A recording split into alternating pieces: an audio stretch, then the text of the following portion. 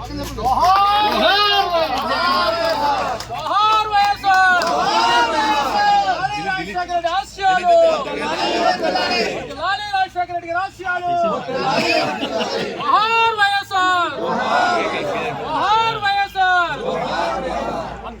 అందరికీ నమస్కారం అండి. మరి ఈరోజు వైఎస్ఆర్ కాంగ్రెస్ పార్టీ ఆవిర్భించి 13 సంవత్సరాలు పూర్తి చేసుకొని మరి 14 సంవత్సరాలు అడుగుపెడుతున్న సందర్భంగా ఈరోజు వైఎస్ఆర్ పార్టీ శ్రేణులు కానీ, పార్టీ నాయకులు కానీ, పార్టీ కార్యకర్తలు కానీ, ముఖ్యంగా రాష్ట్ర ప్రజలందరికీ కూడా నా ప్రత్యేక ధన్యవాదాలు తెలుపుకుంటున్నాను.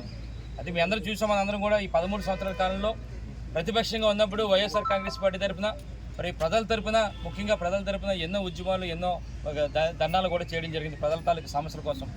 ఆ తర్వాత మరి గౌరవ ముఖ్యమంత్రి గారి తాలూకా నమ్మకంతో ఆయన ఒక ముఖ్యమంత్రి కావాలని చెప్పి రాష్ట్ర ప్రజలను కోరుకున్న తర్వాత మరి 5 సంవత్సరాల కాలంలో మరి ఏదైతే మాట ఇచ్చారో మాట ప్రకారం ప్రతి ఒక్కరు కూడా మనం ప్రతి 5 సంవత్సరాలు కూడా మనం 5 సంవత్సరాలు కూడా చెప్తాం ఏంటంటే ఎక్కడా పార్టీలతో సంబంధం లేకుండా, పార్టీలు చూడకుండా ఎన్నో సంక్షేమ పథకాలు అందిస్తున్న సంగతి మరి 5 సంవత్సరాల కాలంలో చూస్తున్నాం.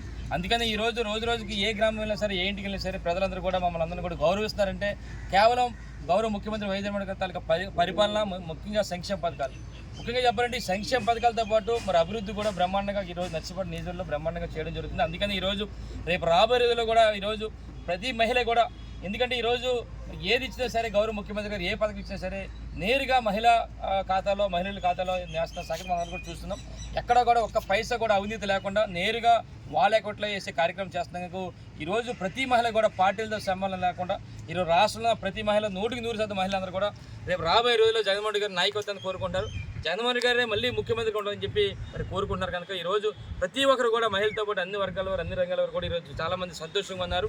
ఎందుకంటే ఏదైతే మాట ఇచ్చారో అన్నారు మరి 2019 ఎన్నికల్లో మేనిఫెస్టో ప్రకారం ఏదైతే పెట్టారో అవన్నీ కూడా తూచా తప్పకుండా అన్నీ నెరవేర్చారు.